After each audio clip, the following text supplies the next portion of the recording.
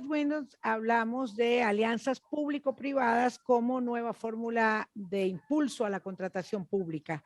Las alianzas público-privadas o APPs son acuerdos entre entidades públicas y empresas privadas justamente para desarrollar proyectos que requieren grandes inversiones y que se implementan a largo plazo. En estas alianzas, las empresas participan tanto en la ejecución como en la cofinanciación, permitiendo así desarrollo integral de los proyectos. Las APPs permiten que las empresas privadas puedan invertir en construcción y obra pública, desarrollen el equipamiento industrial de un país o participen en el mantenimiento, explotación, modernización y creación de infraestructuras. Para conversar sobre APPs y su aplicación en el mercado de compras públicas, tenemos hoy a María Moreno, directora de Contratación Técnica e Internacional de SEOPAN, que es la Asociación Española de Empresas Constructoras y Concesionarias de Infraestructuras. Buenos días, doña María. Buenos días, Vilma. Muchísimas gracias. Es un gusto estar hoy con vosotros. Muchísimas gracias por aceptar la invitación. ¿Cuál es la importancia de las APPs a nivel mundial y cuál ha sido su evolución en las últimas décadas? Bueno, como bien saben, las primeras APPs, que también conocemos como PPPs, tuvieron su origen en torno a los años 70, aunque fue realmente en los 90 cuando se emplearon con mayor intensidad. Vilma, las APPs se han promovido a escala mundial como solución para que los estados puedan suplir sus necesidades de infraestructuras y servicios públicos con la participación del sector privado. Países como Reino Unido, Canadá, España, Estados Unidos son ejemplos de gran experiencia en este ámbito. Latinoamérica no ha sido ajena a la implementación de este esquema y se ha convertido en los últimos años en líder en APPs con respecto al resto de las regiones en desarrollo. Los países en los que hoy nos estamos centrando, allí en Centroamérica, aquellos que cuentan con mayor tradición en materia de APPs han progresado en la mejora del marco normativo e institucional, con base a las experiencias previas. Y también aquellos actores más recientes o que están alcanzando ahora algo de experiencia en esta implementación de APPs tienen mayor interés en vista de los buenos resultados de países vecinos. María, ¿cuáles son las ventajas que tienen las APPs para el desarrollo de infraestructuras? Bueno, pues tengo que mencionar aquí una indicación que nos da el Banco Mundial, que dice que el Banco Mundial dice que es necesario un incremento considerable de la inversión en infraestructuras en economías de mercados emergentes y en desarrollo para poder reducir la pobreza, promover la prosperidad compartida de manera sostenible y alcanzar los objetivos de desarrollo sostenible, así como combatir el cambio climático. Sin embargo, para llevar a cabo los planes necesarios de desarrollo de infraestructuras, los estados no siempre cuentan con el presupuesto necesario o no tienen la capacidad técnica para abordarlos todos en el plazo requerido, o incluso puede suceder que no alcanzan a identificar y planificar la solución para todas las carencias que la sociedad tiene, ¿no? Entonces, en estos casos, así como en otros, las APPs satisfacen las necesidades de servicios de infraestructuras y conducen a una mayor eficiencia en el gasto. Hay que aclarar que se trata de un contrato, como has mencionado antes, en el que una empresa privada asume el diseño, construcción, financiación, operación y mantenimiento de una infraestructura de titularidad pública y a cambio obtiene una recompensa a largo plazo según el periodo concesional. En todo caso, siempre la titularidad del activo es pública y no varía. Por su parte, la compensación puede venir por parte de pagos periódicos de la administración mediante peaje en sombra o disponibilidad o de los usuarios, que sería lo conocido como peaje explícito, en cuyo caso no tiene coste ninguno para las arcas públicas. Podemos decir que cuando las APPs se diseñan correctamente y se implementan en entornos regulatorios equilibrados, pueden aportar mayor eficacia y sostenibilidad a la prestación de servicios públicos como son el agua, el transporte, el saneamiento, la energía, la salud o la educación. También pueden y deben hacer una óptima distribución de los riesgos entre las entidades públicas y privadas. De manera que cuando en la región siempre pensamos en APPs, el objetivo es mejorar la calidad de los servicios, reducir los costos operativos y de capital, generar ingresos adicionales, mejorar la gestión pública y también minimizar el gasto presupuestal. Sí, con un ámbito muy variado de implementación, por supuesto. Recientemente se han anunciado proyectos de gran calado aquí en Centroamérica, por ejemplo, el de Ciudad Gobierno en Costa Rica, que va a acogerse a un modelo de APP por concesión de obra pública. En su opinión, ¿cuáles son los beneficios reales que tiene APP para los estados en proyectos como este? Pues Vilma, este tipo de modelos en grandes proyectos de obra pública pueden ser muy beneficiosos para los estados que sin duda también tienen que hacer un esfuerzo en materia de regulación específica, contar con un marco institucional acorde y una planificación previa. Yo puedo destacar 5 claras ventajas con sus efectos directos. La primera sería que la inversión inicial la asume el sector privado, de manera que libera una serie de recursos que puede destinar el sector público a otras prioridades sociales, por ejemplo, y por otra parte la inversión no computa como déficit público, que es una cuestión de mucha relevancia aquí en la Unión Europea. En segundo lugar, se consigue una mayor eficiencia derivada de la gestión y la asignación de los riesgos, ya que el Estado traslada varios riesgos al socio privado y deben ser siempre aquellos que el privado pueda gestionar, como la construcción, la demanda, la disponibilidad, etc. Y supone un incentivo para mejorar la gestión. En tercer lugar, podemos decir que se consiguen ajustar los plazos mediante distintos estímulos que percibe el privado y también los presupuestos sufren menos desviaciones respecto a los que se establecen en origen. Otra ventaja, que ya sería la cuarta, es la de agrupar contratos. Pues si estamos agrupando el diseño, la construcción, el mantenimiento, de manera que el Estado tiene menores costes de transacción al tener que licitar y gestionar menos contratos. Además, aumenta la eficiencia de los recursos al integrar todo el ciclo del proyecto por una misma empresa.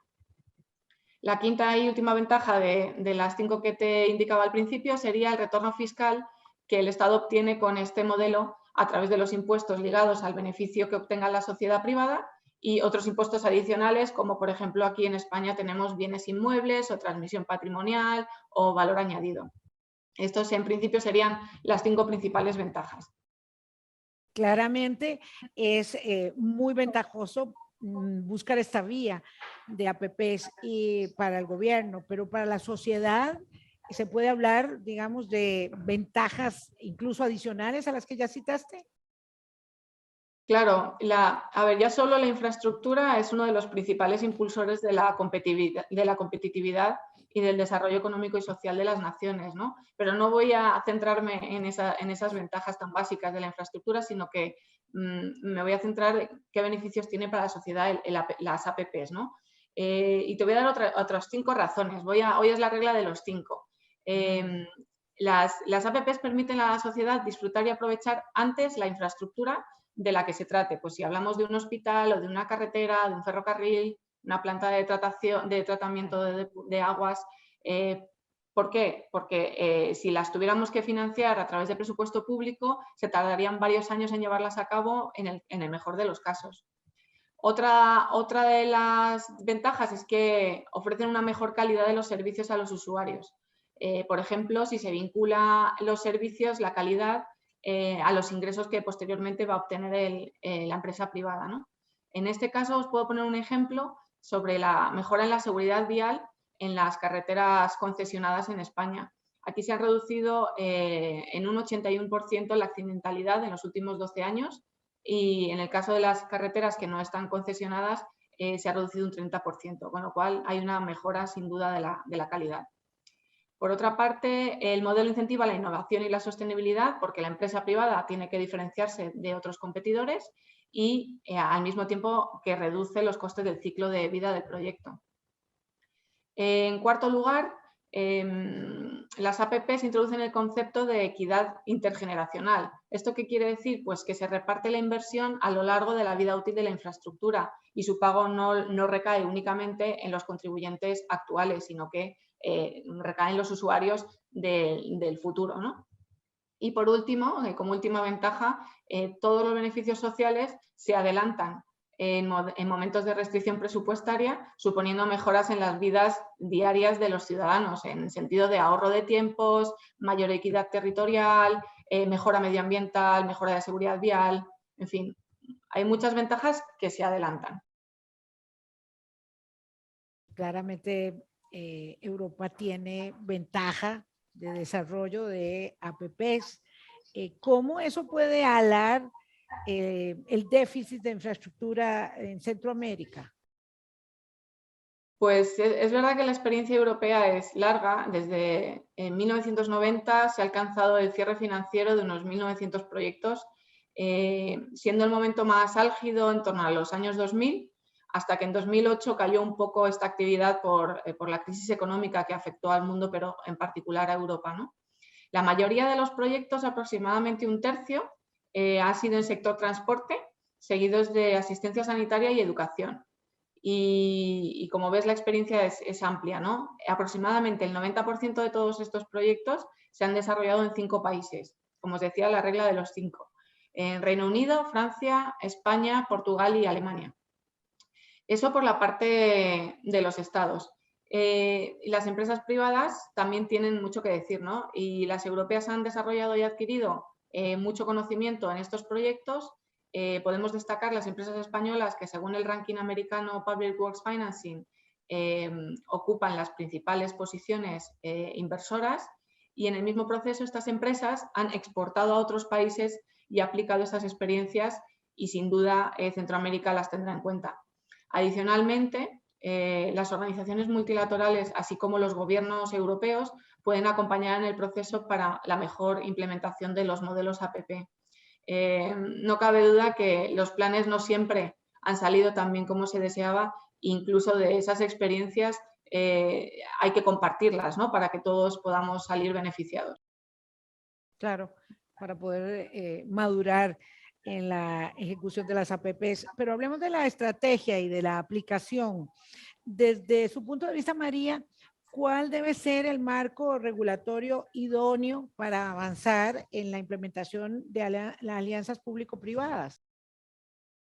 Pues como decía al comienzo, Vilma, se trata de contratos a largo plazo y por eso hay que cuidar especialmente todas las fases del proyecto, y hay que ofrecer gran certidumbre.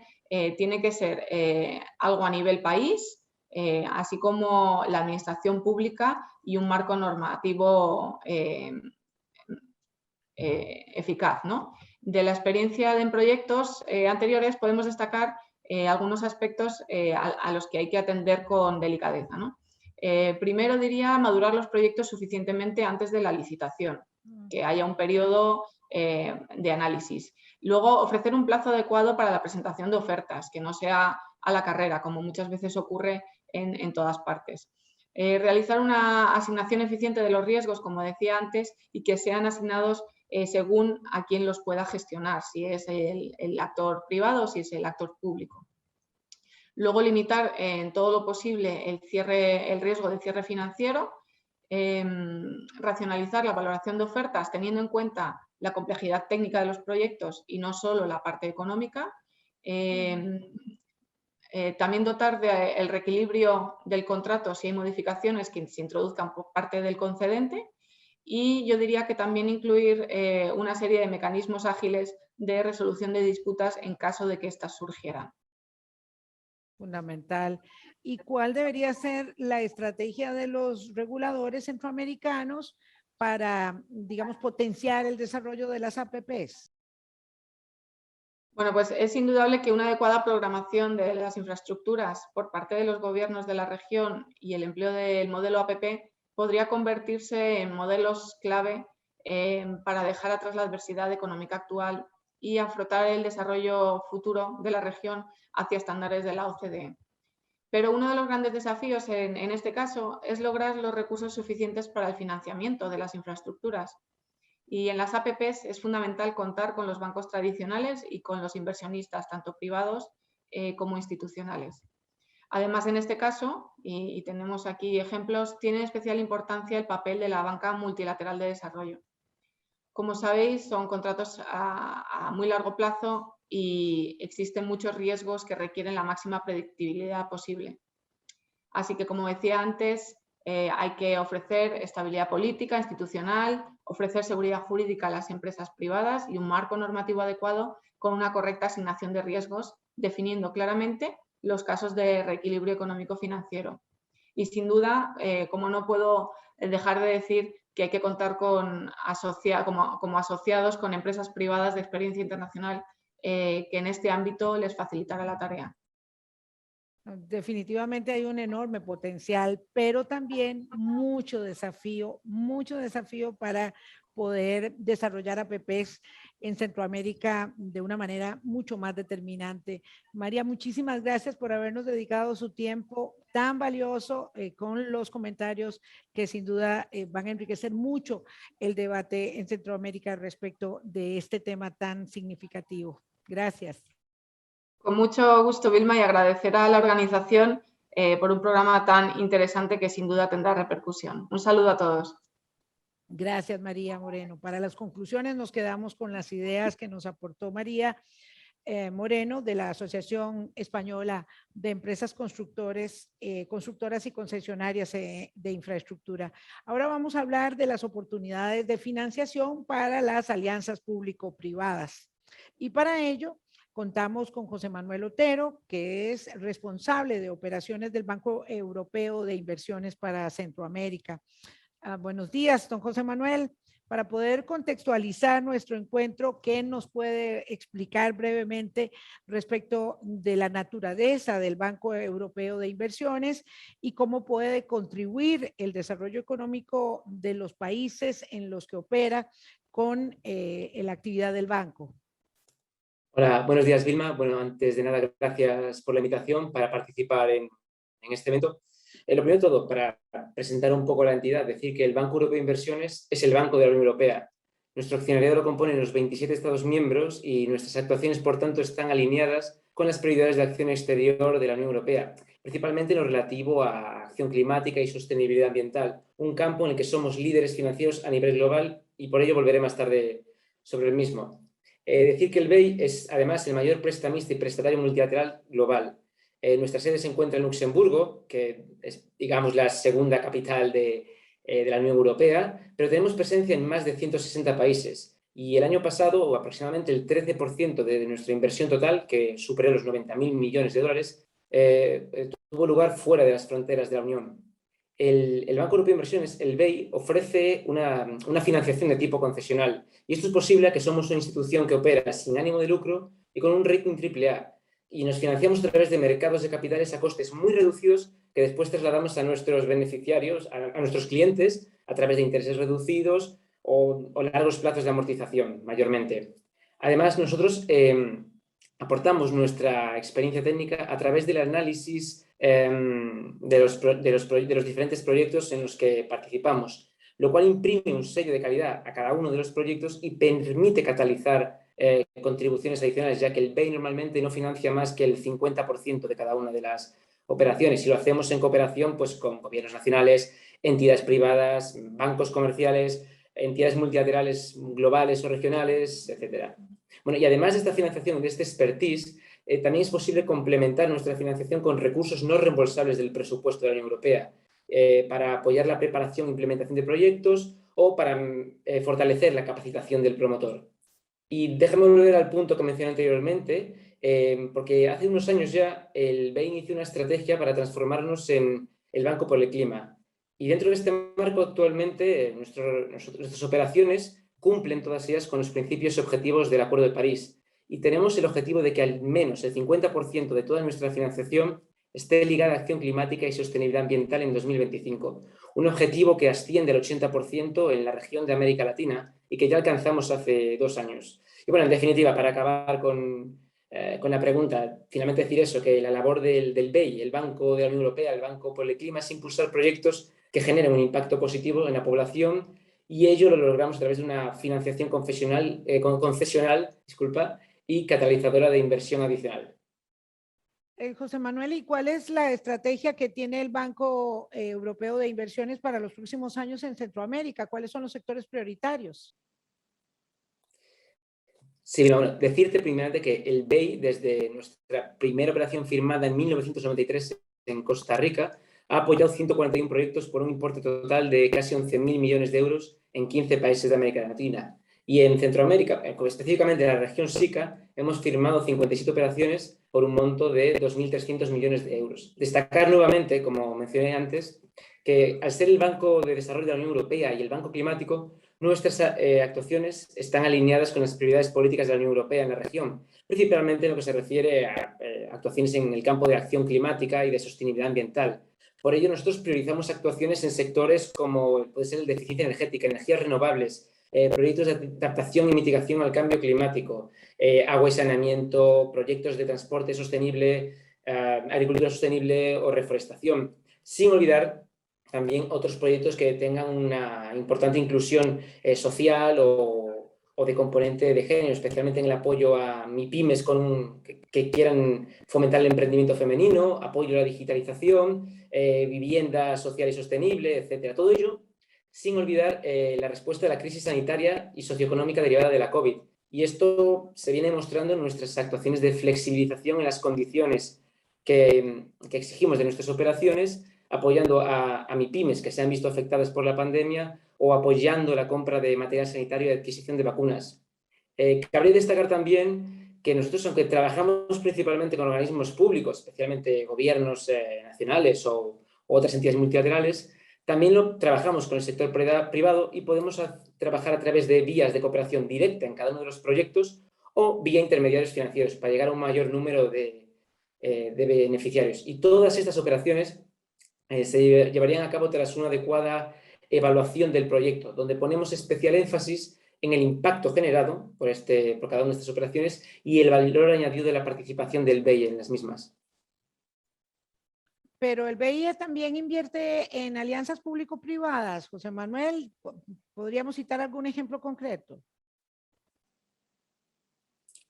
Es cierto que nosotros trabajamos con distintos productos e instrumentos financieros según las características de cada operación. Si bien es cierto que normalmente nosotros trabajamos con préstamos directos o líneas de créditos que abarquen un mayor portfolio de suboperaciones, también trabajamos a través de inversiones de capital, garantías o APPs, como usted mencionaba. La ventaja de las APPs es que son una forma óptima de impulsar actuaciones, por nuestro lado, especialmente en el campo de la eficiencia energética y de la infraestructura sostenible, sin incrementar el endeudamiento de los países en los que trabajamos y apoyando al sector privado al mismo tiempo. Es cierto que este tipo de actuaciones deben cumplir con ciertos criterios de sostenibilidad que el BEI aplica en todos sus proyectos dentro de nuestro enfoque como Banco por el Clima. Y, por ejemplo, aquí podemos hablar de proyectos donde nosotros vamos a determinar que se alcanza un determinado nivel de ahorro energético a través de la obtención de diversas certificaciones globalmente reconocidas, como puede ser la certificación EDGE que emite el Banco Mundial. En este espacio, José Manuel, hemos hablado de proyectos como Ciudad Gobierno en Costa Rica que están a punto de salir bajo la modalidad de alianza público-privada. ¿Cuáles son los requisitos que necesita de transparencia y sostenibilidad un proyecto como este para que sea objeto de atención del Banco Europeo de Inversiones? Cabe decir que cualquier proyecto que pueda ser apoyado por el BEI debe cumplir con una serie de requisitos. O sea, todos los proyectos han de ser técnicamente sólidos, justificables desde el punto de vista económico, viables desde el punto de vista financiero, además de generar y tener esa solidez desde el punto de vista ambiental, climático, de impacto social, y los procesos de adquisición deben de ser transparentes, deben ser apropiados, competitivos a nivel internacional, y para evaluar todos estos requisitos, el BEI cuenta con un amplio equipo multidisciplinar que se encarga de evaluar los estándares de, como digo, de tipo técnico, económico, cumplimiento normativo, legal, impacto ambiental, de licitación en cada uno de los proyectos. Esta es una evaluación que debe determinar, además de la legibilidad del proyecto dentro de nuestras prioridades y la bancabilidad del mismo, el impacto que el proyecto pueda generar y el valor añadido de la participación del BEI en dicho proyecto. Y en base a estos análisis de tipo cualitativo, de tipo cuantitativo, nosotros nos ajustamos a cada transacción, ajustamos cada transacción a las necesidades específicas de cada proyecto, siempre y cuando se cumplan con los requisitos que le acabo de resumir ahora mismo. Ya para ir terminando, José Manuel, cómo y a quién hay que dirigirse en el banco para obtener información y oportunidad de financiamiento en Centroamérica? Sí, gracias, Vilma. Nosotros estamos abiertos a escuchar y estudiar diferentes proyectos que cumplan con nuestros criterios de elegibilidad y que de verdad generen ese impacto tipo social, de tipo climático en los lugares en los que operamos. Yo personalmente estoy a disposición de todo aquel que quisiese contactarme, acercarse un poco a la actividad del BEI. Entiendo que luego se compartirán mis datos de contacto, pero si no, como Banco de la Unión Europea, nosotros trabajamos a través de las delegaciones de la Unión Europea, que son nuestro punto focal, nuestro enlace principal en aquellos países en los que no podemos estar físicamente presentes. También a día de hoy es muy sencillo llegar a nosotros a través de la propia web del banco, redes sociales, Twitter, Instagram, LinkedIn. Cualquier solicitud, requerimiento de información que se haga a través de cualquiera de estas vías acaba llegando a nosotros, al equipo que lideramos las operaciones para Centroamérica. Y a partir de ese punto es cuando empezamos a dialogar, empezamos a nuestro análisis para explorar diferentes oportunidades de cooperación con el Banco Europeo de Inversiones en Centroamérica. Muchísimas gracias, José Manuel. Información muy útil que estoy segura que va a servir mucho a nuestros televidentes aquí en el Trade Talks. Muchas gracias a ti, Vilma, por la oportunidad de participar en el programa y, como he dicho anteriormente, quedo a disposición de todo aquel que quiera contactarnos, el banco también, y deseando trabajar de forma más enérgica en la región. De nuevo, muchas gracias y suerte con el resto del programa. Gracias. Gracias de nuevo.